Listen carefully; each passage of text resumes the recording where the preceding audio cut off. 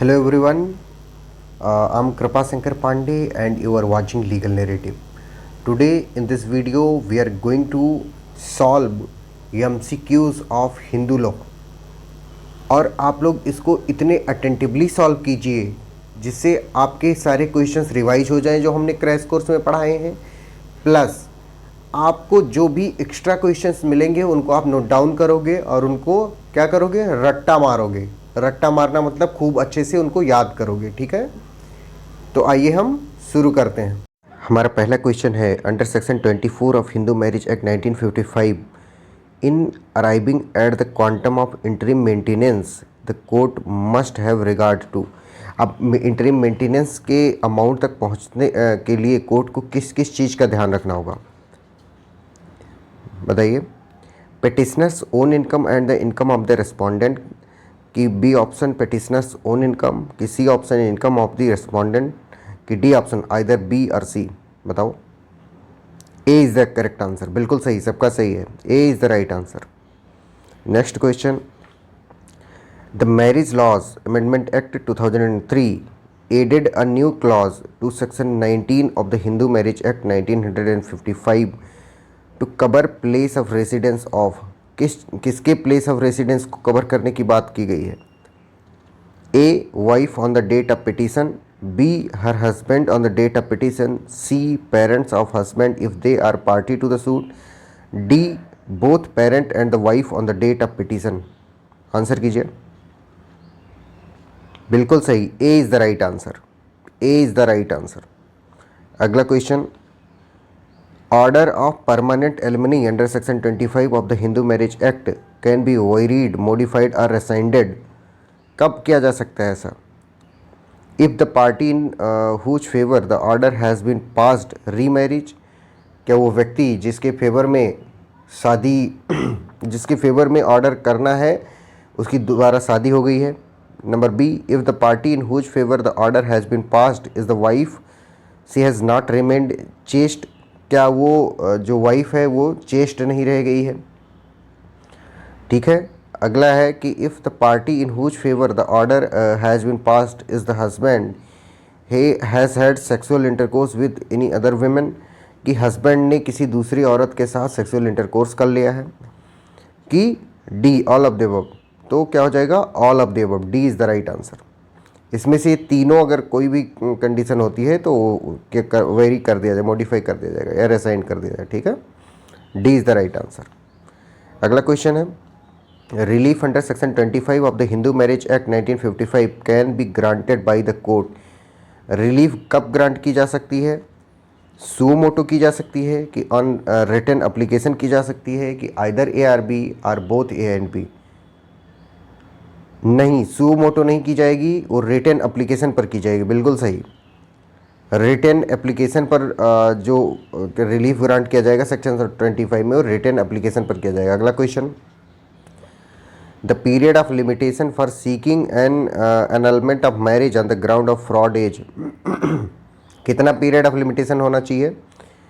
1 year from the date of knowing the fact of fraud, कि 6 month from the date of knowing knowledge of fraud, कि within 2 years from the incident of fraud, कि within 14 months from the date of knowledge of fraud. बताइए। A 1 year from the date of knowing of the fact of fraud, A is the right answer. अगला question है हमारा, alimony under section 25 of the Hindu marriage act 1955 can be ordered by, किसके द्वारा इसको order किया जा सकता है? सिविल कोर्ट के द्वारा, कि एक court exercising jurisdiction under Hindu marriage act 1955, कि बोथ ए एंड बी, कि नाइदर ए एंड बी। बिल्कुल सही, A a court, sorry B a court exercising jurisdiction under Hindu marriage act 1955, a court exercising jurisdiction under Hindu marriage act 1955, B is the right answer. अगला question है हमारा, during the pendency of appeal against the decree of divorce the parties, क्या होता है? Pendency है अभी appeal उसकी, competent होंगे मैरिज के लिए, are competent to solemnize second marriage, may contract another marriage with the leave of the court, are not competent to contract another marriage and their incapacity to do so is absolute, कि none of the above. बिल्कुल सही, C are not competent to contract. जब तक appeal का limitation period चल रहा है तब तक वो दूसरी शादी नहीं सॉल्मनाइज करा सकते हैं, ठीक है। तो C is the right answer. अगला क्वेश्चन है, under Hindu marriage act 1955 the right to permanent alimony is available. Permanent alimony किसको अवेलेबल है? हस्बैंड को, वाइफ को, कि दोनों को, कि किसी को नहीं? बिल्कुल सही, दोनों को अवेलेबल है।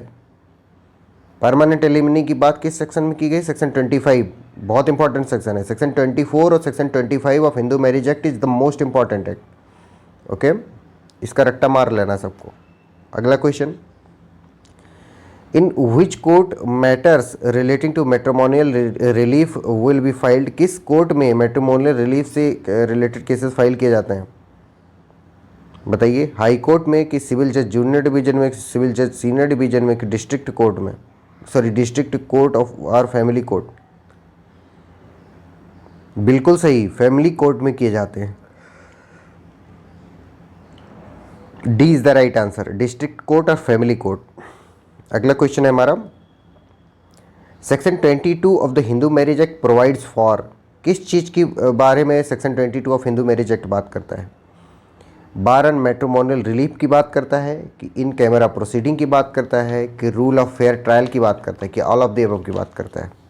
बताइए। बिल्कुल सही, इन कैमरा प्रोसीडिंग। इन कैमरा प्रोसीडिंग मतलब होता है कि प्राइवेट प्रोसीडिंग, उसमें सिर्फ पार्टीज होंगी, उसमें जो स्पेक्टेटर्स होते हैं वो नहीं रहेंगे। दर्शनार्थी या जो दर्शन मतलब उसको देखने वाले लोग होते हैं वो नहीं रहते हैं। कोर्ट इन उन लोगों को ही सिर्फ रहने देती है जो उस केस से रिलेटेड होते हैं। इन कैमरा प्रोसीडिंग प्राइवेट प्रोसीडिंग होती है। कभी भी इन कैमरा प्रोसीडिंग का मतलब ये मत समझ लेना कि कैमरे के सामने बैठ कर के प्रोसीडिंग हो रही है, ठीक है। तो in camera proceeding, B is the right answer. अगला क्वेश्चन है हमारा कि under section 25 of the Hindu marriage act 1955 the court has the power to grant a. Court के पास कैसा पावर है, क्या चीज़ ग्रांट करने का पावर है? बताइए। बिल्कुल सही, ग्रास सम भी ग्रांट कर सकता है और मंथली और अदर पीरियोडिकल पेमेंट भी ग्रांट कर सकता है। यानी आइदर ए ग्रांट कर सकता है और बी ग्रांट कर सकता है, यानी C is the right answer. Okay, अगला क्वेश्चन है हमारा, an order for the grant of permanent alimony under section 25 of the Hindu marriage act 1955 क्या है? By itself operates as a charge on the property of the respondent, कि operates on a charge on the property of the respondent when the court creates a charge on the property, कि cannot operate as a charge on the property of the respondent under any circumstances, either A or C? बताइए। बिल्कुल सही, operates on a charge on the property of the respondent when the court creates a charge on the property. Okay. Next question is, section 27 of the Hindu Marriage Act 1955 allows the court to divide which one of the following between the spouses। किस चीज को divide करने की बात करता है section 27? Property acquired by them out of their earnings before the marriage, कि property acquired by them out of their earning after the marriage, कि property presented to them jointly at the time of marriage, कि property acquired through inheritance by the husband? बताइए। बिल्कुल, property presented to them jointly at the time of marriage. Okay, C is the right answer. Next question is, a judgement given by a competent court in exercise of matrimonial jurisdiction under the Hindu Marriage Act 1955 determining the status of the parties is a, क्या है वो? Judgement इन पर्सोनम है कि judgement in rem है? तो judgement in rem है, judgement in rem है। Section 41 और ये सब पढ़ते हैं तो उसमें बताया, सेक्शन एविडेंस एक्ट की बात कर रहा हूँ, तो उसमें बात की जाती है 4 तरह के केसेस, मैट्रिमोनियल हो, प्रोबेट हो, इंसॉल्वेंसी हो, ये सब हो तो क्या होगा, वो राइट इन रेम को होता है, जजमेंट इन रेम होता है, ठीक है, जजमेंट इन रेम होता है, पूरी दुनिया के खिलाफ लागू होता है, ठीक है। तो बी इसका सही आंसर हो जाएगा। अगला क्वेश्चन है हमारा, the proceeding in the case shall be in camera, किस चीज़ में होगा, मैट्रिमोनियल प्रोसीडिंग की, मेंटेनेंस प्रोसीडिंग की, टेस्टामेंट्री एंड इंटेस्टेबल सक्सेशन, क्या all of the above? A is the right answer, matrimonial proceeding. Section 22 बात करता है इन कैमरा प्रोसीडिंग की। अगला question, provision of section 24 of Hindu marriage act 1955 corresponds to, किससे correspond करता है? इस चीज़ को हमने नहीं पढ़ाया हुआ है क्रैश कोर्स में। Section 36 of the special marriage act 1954 और section 36 of the Indian divorce act 1869, both दोनों से करेस्पॉन्ड करता है। मेंटेनेंस पेंडेंटलाइट की जो बात की गई है section 24 of Hindu marriage act में, सेम तरह की बात स्पेशल मैरिज एक्ट के सेक्शन 36 में और section 36 of Indian divorce act में की गई है, ठीक है। आगे बढ़ते हैं हम। An application under section 24 of the Hindu marriage act 1955 needs to be disposed of within, कितने दिनों में इसको डिस्पोज ऑफ कर देना चाहिए बताओ? 30 दिनों में, 30 days from the date of service of notice on the wife or the husband as the case may be, कि 60 days from the date of service of notice on the wife or the husband as the case may be, कि 60 days from the date of filing of the application under section 24, कि 30 days from the date of filing of the application under the section 24, बताओ? B answer, 60 days from the date of service of notice on the wife or the husband as the case may be, ठीक है। फिर से question पढ़ता हूँ। An application under section 24 of the Hindu marriage act 1955 needs to be disposed of within, कितने दिनों में उस चीज़ को डिस्पोज्ड ऑफ होना जानी? 60 days, B option, 60 days from the date of service of notice on the wife or the husband as the case may be, B is the right answer. अगला question,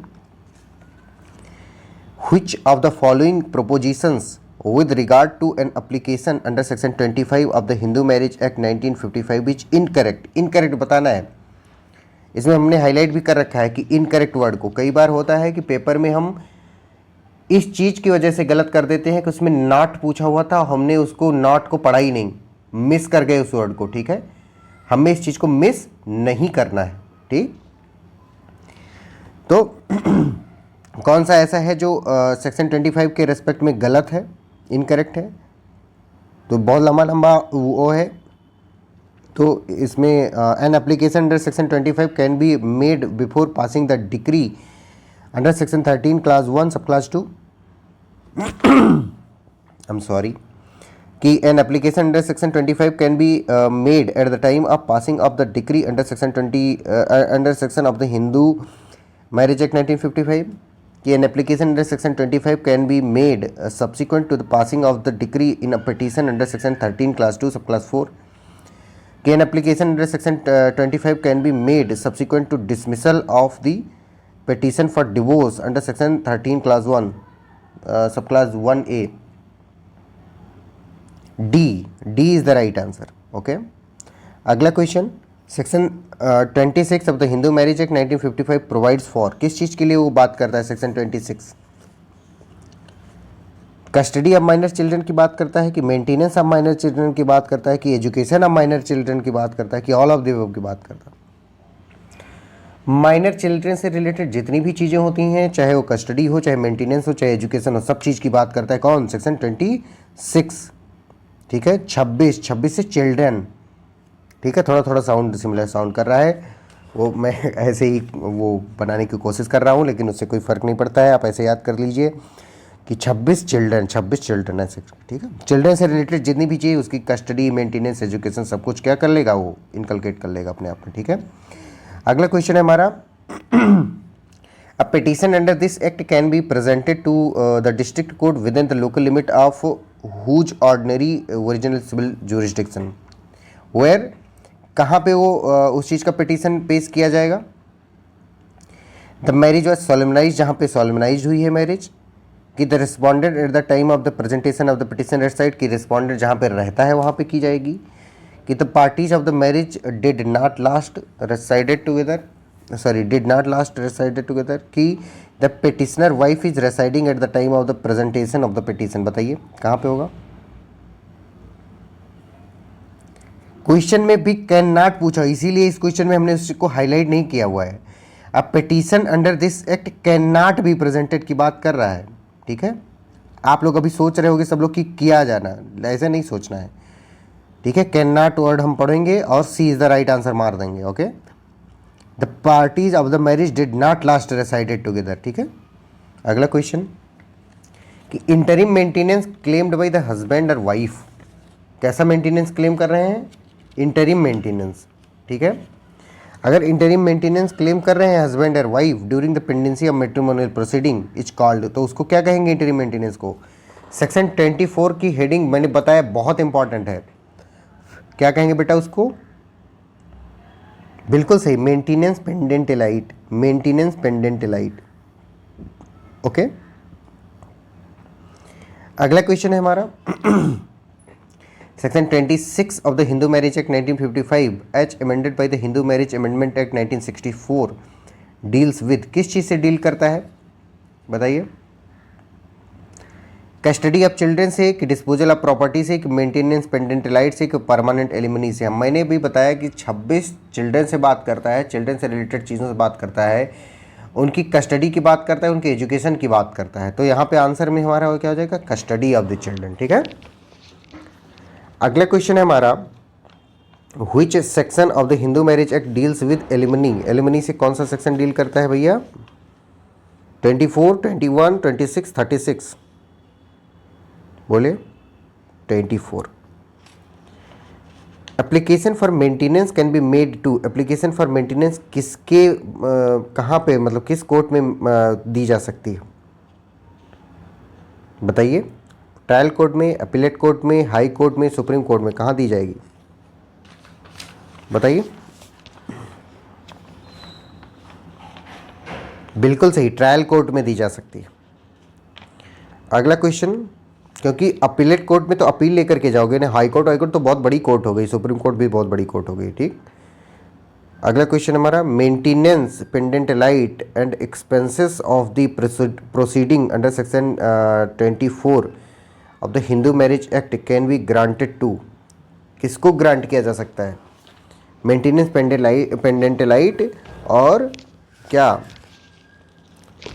जो proceeding का पैसा होगा वो किसको grant किया जा सकता है? वाइफ को किया जा सकता है, कि हस्बैंड को किया जा सकता है, कि दोनों को किया जा सकता है, कि किसी को नहीं किया जा सकता है? दोनों को किया जा सकता है। सबसे खूबसूरत बात इन दो सेक्शंस की, सेक्शन 24 और सेक्शन 25 की, ये है कि ये डिफरेंस नहीं करता है, मतलब जेंडर बायस नहीं रहे इसमें कि हाँ फीमेल को ही मिलेगा, फीमेल को वीकर सेक्शन नहीं माना गया है इसमें। Female is as stronger, even more stronger sometimes than male counter part.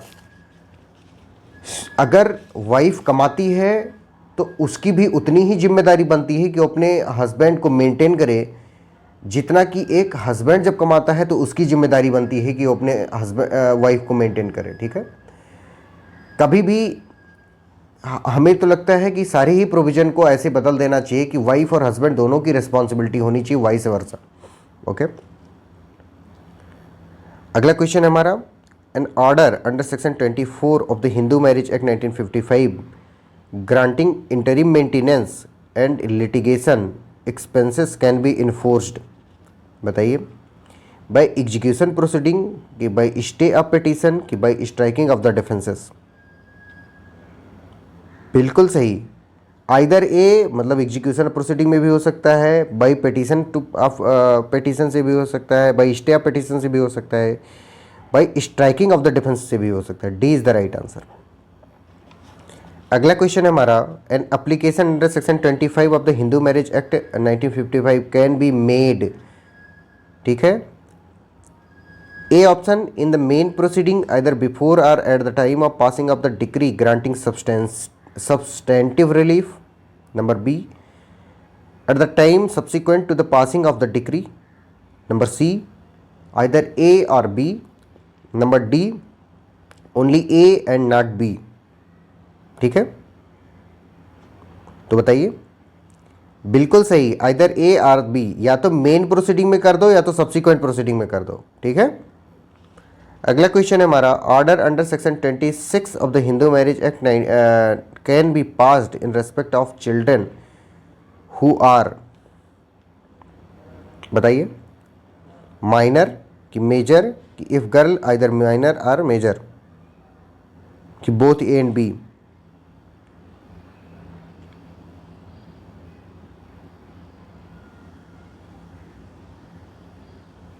भैया चिल्ड्रन क्या होगा, चिल्ड्रन मेजर हो जाएगा तो चिल्ड्रन किस बात का, ठीक है, तो माइनर आंसर हो जाएगा।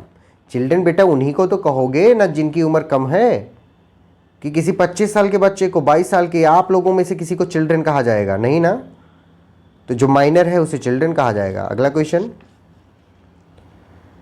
What is the consequence when the age of the Hindu girl at the time of marriage under Hindu Marriage Act 1955 is less than 18 years?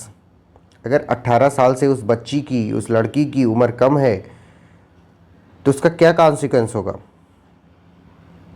बिल्कुल सही, सबका आंसर सही है। The marriage is valid, however it is punishable. Okay, अगला question, हमने test 1 में देखा था इन सारी चीज़ों को कि कैसे क्या होता है, शायद टेस्ट 2 में भी था।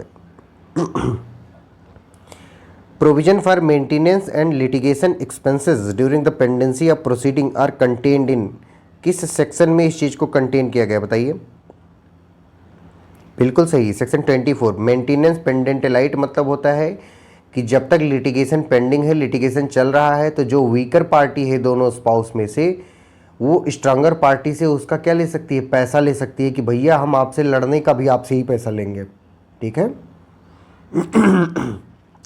एक हस्बैंड और वाइफ के रिश्ते की खूबसूरती देखिए कि वो लड़ने का भी पैसा एक दूसरे को दे रहे हैं खुद से। ठीक है, अगला क्वेश्चन है हमारा, an agreement between the parties not to claim maintenance under section 25 of the Hindu marriage act 1955। अगर वो अग्रीमेंट कर लेते हैं कि हम क्लेम ही नहीं करेंगे मेंटेनेंस, तो क्या होगा? Is a bar in filing the petition for maintenance, is not a bar in filing for the petition for maintenance, कि may bar the filing of petition for maintenance, कि either A or the B. हमने पढ़ा हुआ है Indian contract act में कि कोई भी स्टेच्यूट के द्वारा जो राइट प्रोवाइड किए गए हैं उनको हम एग्रीमेंट से ख़त्म नहीं कर सकते, तो is not bar in the filing of the petition for maintenance. ठीक है, B is the right answer. अगला question, in the absence of any proceeding under the Hindu marriage act between the parents of the children and order for the custody, maintenance and education of the minor children can be passed by the, किसके द्वारा पास किया जाएगा? Guardianship court के द्वारा, कि high court के द्वारा, कि डिस्ट्रिक्ट कोर्ट के द्वारा, कि ऑल ऑफ द अबव? बताइए। बिल्कुल सही, डिस्ट्रिक्ट कोर्ट के द्वारा, डिस्ट्रिक्ट कोर्ट के द्वारा। ठीक है, next question is, under section 28 of the Hindu marriage act 1955 every appeal from decree or order shall be preferred with effect from 23rd of December 2003 within a period of कितने दिनों तक, from the date of decree or order? बताइए। बिल्कुल सही, 90 days, 90 दिनों के भीतर उसको प्रेफर किया जा सकता है अपील को। Every appeal under section 28 should be preferred within कितने दिन? 90 दिन। अगला question, bars to the relief in matrimonial proceedings as provided under section 23 of the Hindu marriage act 1955 include, क्या क्या इंक्लूड करता है उसमें? Connivance, condonation, collusion, all of the above? All of the above, all of the above include करता है। Okay, अगला question, in a suit for dissolution of marriage क्या हो जाएगा? Permanent alimony can be granted, कि maintenance pendente lite can be granted, कि both maintenance pendente lite and permanent alimony can be granted, कि neither maintenance pendente lite nor permanent alimony can be granted. बताइए। Both maintenance pendente lite and permanent alimony can be granted. C is the right answer. The next question is under section 19 of the Hindu Marriage Act 1955, a petition in a matrimonial case has to be filed in the place। बताइए।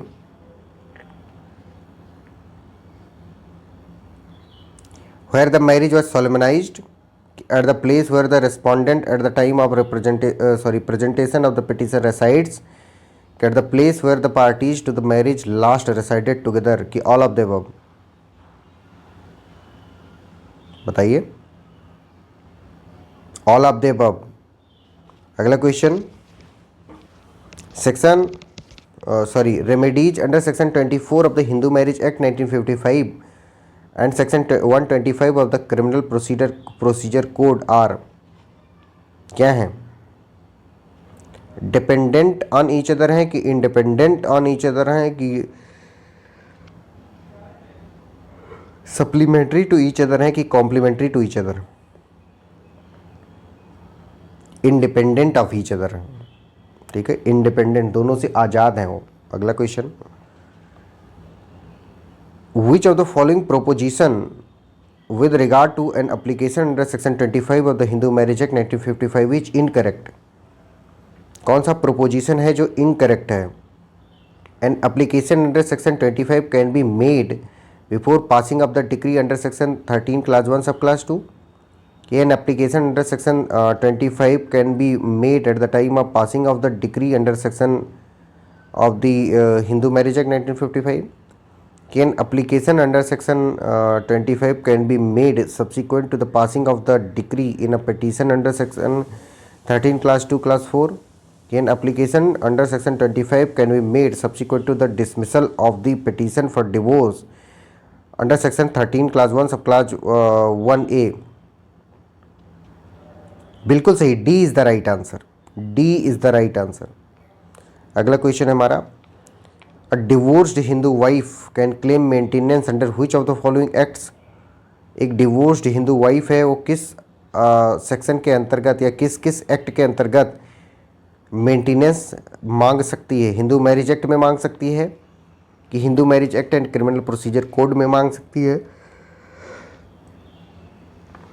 कि Hindu adoption and maintenance act 1956 and Hindu marriage act में मांग सकती है, कि all of the above में मांग सकती है? इस चीज़ को हमने आपको पढ़ाया हुआ भी है कि section 18 Hindu adoption and maintenance act, section 24 and 25 Hindu marriage act, section 125 CRPC, इन तीनों जगह पर वो क्या मांग सकती है? मेंटेनेंस मांग सकती है। ओके। अगला question, under which section of the Hindu Marriage Act 1955 provision has been made for permanent alimony and maintenance? किस सेक्शन में, किस प्रोविजन में ये प्रावधान किया गया है कि परमानेंट एलिमनी और मेंटेनेंस दिया जाएगा? बिल्कुल सही, सेक्शन 25। अगला क्वेश्चन है हमारा, proceeding to be in camera and may not be printed or published is provided in section, कौन से सेक्शन में? ये बात मैंने आपको पढ़ाया हुआ है, बताइए। सेक्शन 22 में, बिल्कुल सही आंसर है, सेक्शन 22 में।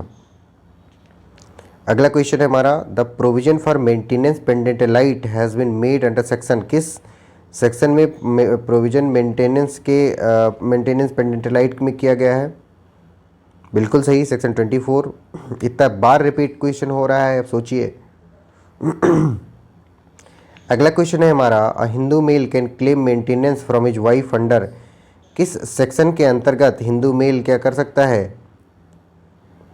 मेंटेनेंस क्लेम कर सकता है। सेक्शन 24 में कर सकता है हिंदू मैरिज एक्ट के, सेक्शन 18 में Hindu adoption and maintenance act के, section 125 of code of criminal procedure के।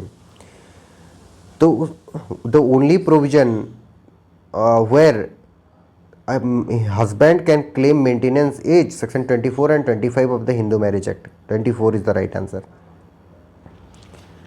अगला क्वेश्चन है कि as per the Hindu marriage act 1955 सगोत्र मैरिज एज क्या होती है? Valid with the approval of the panchayat only, कि परफेक्टली वैलिड, कि इनवैलिड, कि voidable at the option of the community panchayat? बताइए।